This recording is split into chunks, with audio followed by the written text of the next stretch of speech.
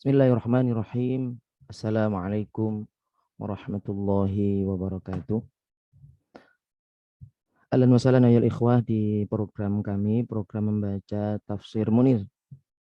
Alhamdulillah hari ini hari Rabu, tanggal 29 September 2021 yang bertepatan dengan jam 6.43 waktu Indonesia Barat. Mari kita mulai saja untuk majelis kita. Mari kita bacakan suratul Fatihah untuk guru kita, Profesor Dr. Syekh Wahbah Zuhaili. Ila hadrati Syekh Wahbah Zuhaili al-Fatihah. Iya kan.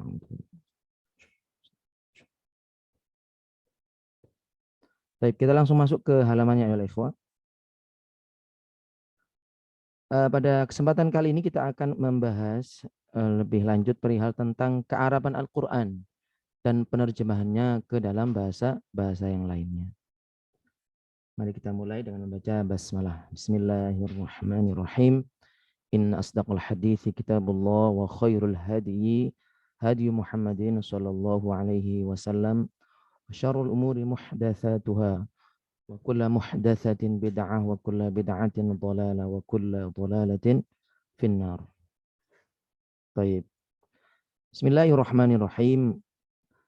Bagian E, kearaban Al-Qur'an dan penerjemahan Al-Qur'an ke dalam bahasa yang lainnya. Dijelaskan oleh Syekh Wahbah Zuhaili bahwa Al-Qur'an ini seluruhnya berbahasa Arab. Baik. Beliau mengambil penjelasan ini dari kitab Tafsir Tabari. Jadi seluruh isi daripada Al-Quran ini menggunakan bahasa Arab. Beliau mengatakan tak satu pun kata di dalam Al-Quran ini yang bukan bahasa Arab murni. Semuanya bahasa Arab murni. Atau bahasa Arab yang berasal dari kata asing yang diarabkan. Al-Quran enggak seperti itu. Jadi di dalam Al-Quran bahasanya murni, dan di dalam Al-Quran ini tidak ada bahasa Arab yang diambil dari bahasa asing, yang mana itu diarabkan. Dan semua materi, teks, kata di dalam Al-Quran ini sesuai dengan aturan-aturan dan standar-standar bahasa Arab. Oke. Sebagian orang menganggap bahwa Al-Quran itu tidak murni berbahasa Arab sebab ia mengandung sejumlah kata yang berasal dari bahasa asing. Seperti misalnya kata sudus dan istabraq.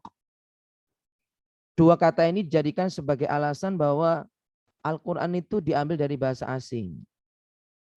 Kemudian sebagian orang Arab mengingkari adanya kata-kata qaswarah, kubbaron, dan ujab. Oke. Kita akan mendapatkan penjelasannya insya Allah dari Syekh Wahbah Zuhaili. Baik. Suatu ketika seorang yang tua renta menghadap kepada Rasulullah Shallallahu Alaihi Wasallam. Beliau berkata kepadanya, berdirilah. Beliau mengucapkan itu kepada bapak tua renta tadi. Lalu beliau melanjutkan, duduklah. Kemudian, ayolah ikhwah, beliau mengulangi perintah tersebut beberapa kali. Maka orang tua tersebut berkata, apakah kamu menghina aku, hai anak Qaswarah? Padahal aku adalah lelaki kubara. Hal ini sungguh ujab. Orang-orang lalu bertanya, apakah kata-kata tersebut ada di dalam bahasa Arab? Dia menjawab, iya ada. Masya Allah. Kita lanjutkan. Imam Syafi'i rahimahullahu adalah orang pertama yang dengan lidahnya yang fasih dan argumennya yang kuat membantah anggapan semacam ini.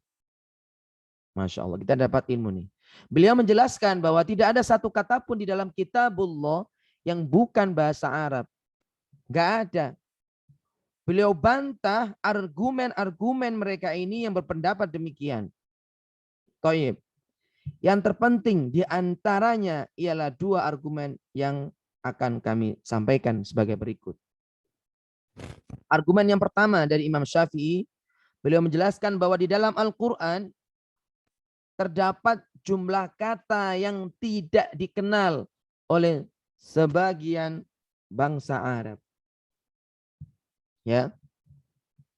Dua, di dalam Al-Quran terdapat kata-kata yang diucapkan oleh selain Arab.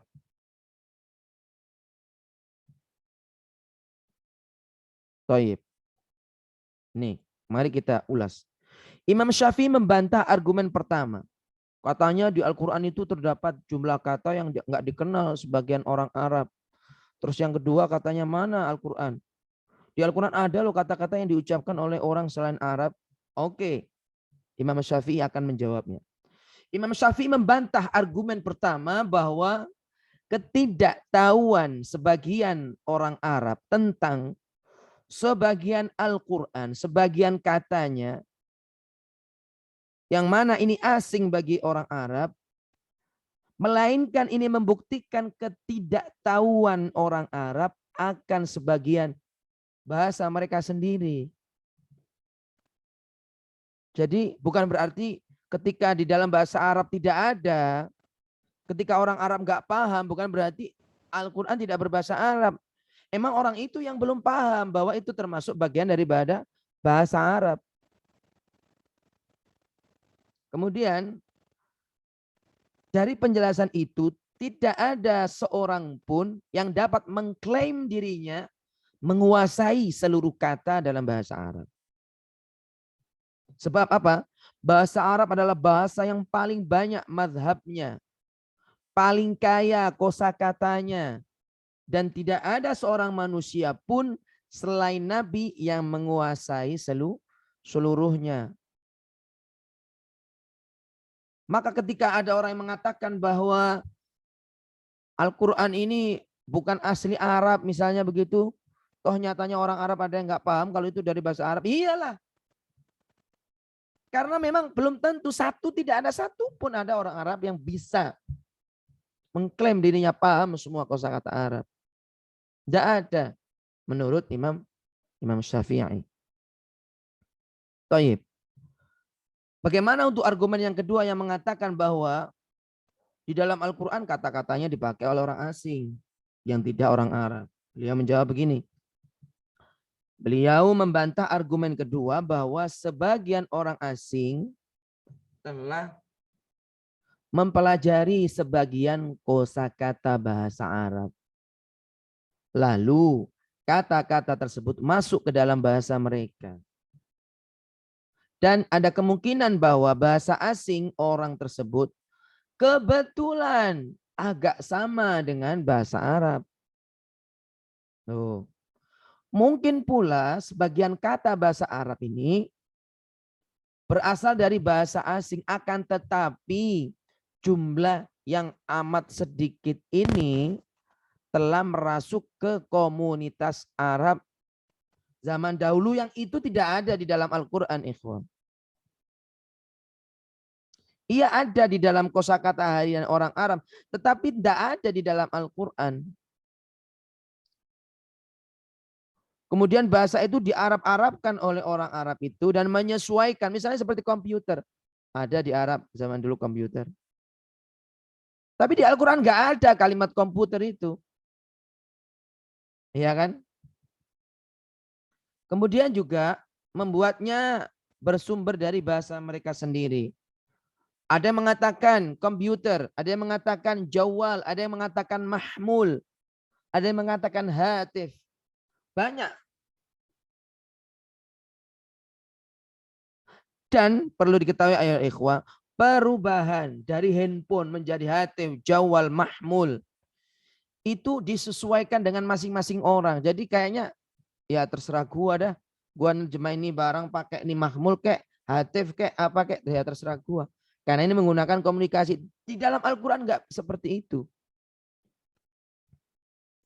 Dan mereka ini yang berbagai macam suku, berbagai macam kelompok golongan ini menjadikan bahasa sanduran itu atau bahasa yang diambil dari bahasa asing itu menyebutnya sesuai dengan makhraj-makhraj mereka dan huruf-huruf mereka tersebut. Beliau ngasih petunjuk nih. Contohnya kata-kata yang murtajal dan wazan-wazan yang dibuat untuk kata-kata tersebut. Walaupun sebenarnya merupakan tiruan nada dalam nadanya dari bahasa-bahasa lain. Ini kita bisa pahami nanti dari kitab Ar-Risalah karangan dari Imam Syafi'i atau lihat di kitab Al-Mustasfa karya Imam Ghazali ataupun juga Raudhatun Nadhir. Taib.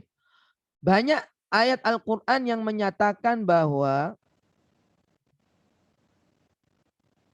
Al-Quran seluruhnya secara total dan detail berbahasa Arab dan turun dengan bahasa Arab, bahasa kaumnya Nabi Muhammad Sallallahu Alaihi Wasallam. Taib.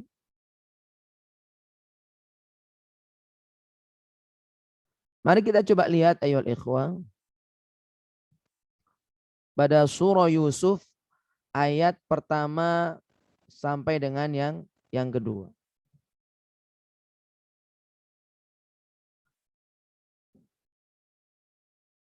Surah Yusuf ayat pertama sampai dengan yang kedua. Bunyinya adalah Bismillahirrahmanirrahim. Alif lam ra. Tilka ayatul kitabil mubin. Inna anzalnahu Qur'anan Arabiyyan la'allakum ta'qilun. Yang artinya Alif Lam Ra ini adalah ayat-ayat kitab Allah, yaitu kitab Al-Quran yang nyata dari Allah Subhanahu wa Ta'ala. Sesungguhnya kami menurunkan Al-Quran ini berupa Al-Quran dengan berbahasa Arab agar kamu memahaminya. Berikutnya surah Asy-Syu'ara ayat ke-129 ya. 192, mohon maaf, sampai dengan 195. Bunyinya wa innahu latanzilu rabbil alamin.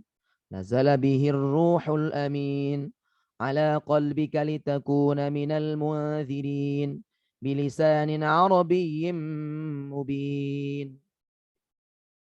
Yang artinya dan sesungguhnya Al-Quran ini benar-benar diturunkan oleh Tuhan semesta alam. Dia dibawa turun oleh Ar-Ruh Al-Amin ke dalam hati Muhammad Sallallahu Alaihi Wasallam agar kamu menjadi salah seorang di antara orang-orang yang memberi peringatan dengan bahasa Arab yang jelas. Masya Allah. Surah Ar-Ra'd ayat ke-37 yang berbunyi Bismillahirrahmanirrahim. Wa kadzalika anzalnahu hukman arabiyya wa la in ittaba'ta ahwa'ahum ba'da ma ja'aka minal ilmi ma laka minallahi min waliyyin wala waq. Yang artinya dan demikian kami telah menurunkan Al-Quran itu sebagai peraturan yang benar dalam bahasa Arab. Dan seandainya kamu mengikuti hawa nafsu mereka setelah datang pengetahuan kepadamu, maka sekali-kali tidak ada pelindung dan pemelihara bagimu terhadap siksa Allah. Berikutnya kita bisa lihat ayyuhal ikhwah di surah Asy-Syura. Ya. Surah Asy-Syura ayat ke-7. Ayat itu berbunyi wa kadzalika auhayna ilaika qur'anan arabiyyan litunzira ummal qura wa man haulaha wa tunzira yaumal jam'i la raiba fihi fariqun fil jannati wa fariqun fis sa'ir. Yang artinya demikian kami wahyukan kepadamu Al-Qur'an dalam bahasa Arab supaya kamu memberi peringatan kepada Ummul Qura, yaitu penduduk Mekah dan penduduk negeri-negeri sekelilingnya, serta memberikan peringatan pula tentang hari berkumpul kiamat yang tidak ada keraguan padanya. Segolongan masuk surga dan segolongan masuk jahanam. Masya Allah. Allah kembali menjelaskan di surah Az-Zukhruf ayat ke-1 sampai dengan ke-3 yang berbunyi Hamim wal kitabil mubin inna ja'alnahu qur'anan arabiyyan la'allakum ta'qilun. Hamim, demi kitab yang menerangkan, sesungguhnya kami menjadikan Al-Quran dalam bahasa Arab supaya kamu memahaminya.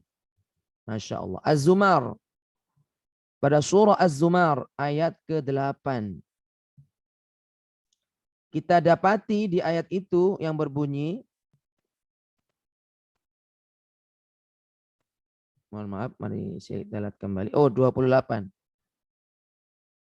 Al-Afwa wal Ikhwa. Ayat ke-28. Qur'anan Arabiyyan ghayra dhi 'iwajin la'allahum yattaqun. Kalau kita lihat ayat ke-17, walaqad darabna lin-nasi fi hadzal qur'ani min kulli mathalin la'allahum yatadzakkarun. Saya akan terjemahkan dari ayat ke-27, sesungguhnya telah kami buatkan bagi manusia dalam Al-Qur'an ini setiap macam perumpamaan supaya mereka dapat pelajaran. Al-Quran, Quran Arabiyyah, artinya Al-Quran dalam bahasa Arab yang tidak ada kebengkokan di dalamnya supaya mereka bertakwa. Thayyib ayyuhal ikhwan. Berdasarkan status kearaban Al-Quran ini, maka Imam Syafi'i menetapkan sebuah hukum yang sangat penting. Kata beliau, karena setiap muslim harus mempelajari bahasa Arab sebisa mungkin agar ia dapat bersaksi bahwa tiada Tuhan selain Allah dan bahwa Nabi Muhammad sallallahu alaihi wasallam adalah hamba dan pesuruhnya Allah, rasulnya Allah, membaca kitab Allah dan mengucapkan zikir yang diwajibkan atas dirinya seperti takbir, tasbih, tasyahud dan lain-lain. Masya Allah. Kemudian ayolah ikhwah, status kearaban Al-Quran ini mengandung dua keuntungan besar bagi bangsa Arab.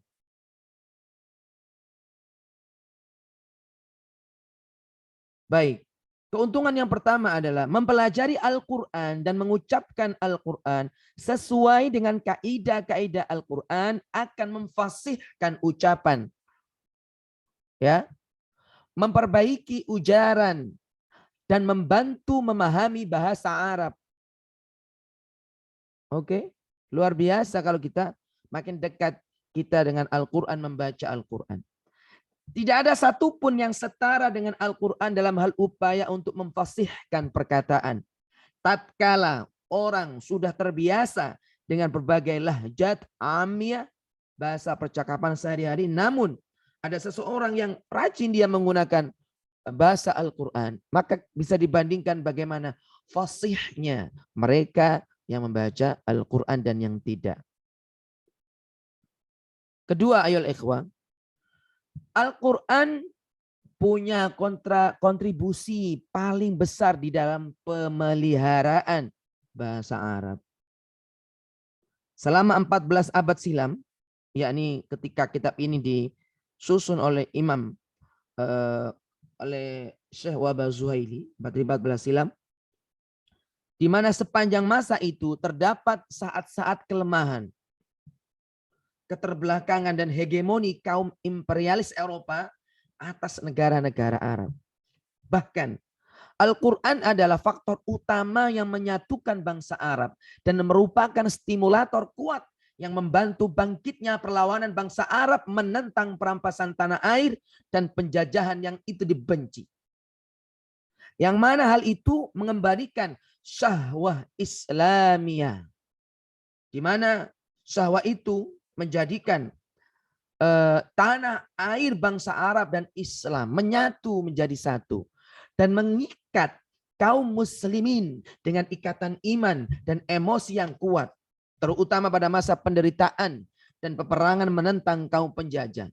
Saat misalnya Palestina, bagian dari Jazirah Arab, tersakiti.